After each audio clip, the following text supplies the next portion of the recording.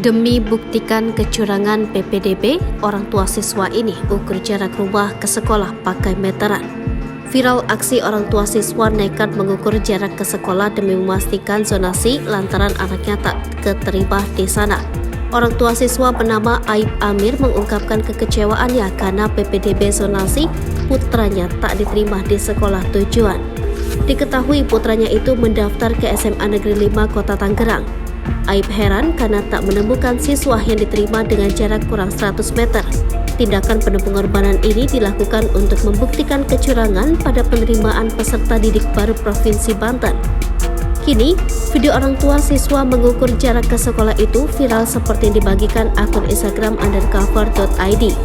Dalam keterangan disebutkan, Aib mengukur jarak terdekat dari pemukiman warga ke SMA Negeri 5 Kota Tangerang secara manual menggunakan meteran.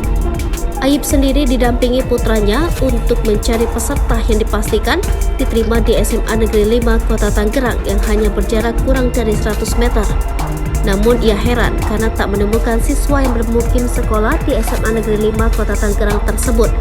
Nyatanya di rumah-rumah pada jarak 59 meter tersebut tidak ada anak yang bernama sesuai dengan yang dinyatakan lolos jalur zonasi.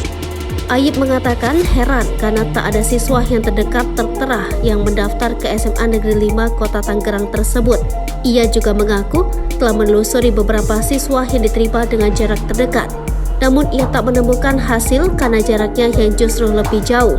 Makanya itu posisinya SMA 5 ngukur jaraknya gimana, ujar Aib Amir heran. Kini video aksi orang tua siswa mengukur jarak ke sekolah itu menyita perhatian warganet. Tak sedikit warganet yang memberikan komentar beragam soal PPDB jalur zonasi yang dinilai kontroversi. Sejumlah warganet pun curiga banyaknya kecurangan dalam sistem zonasi tersebut. Ada juga warganet yang menyarankan agar pemerintah kembali memberlakukan sistem nilai.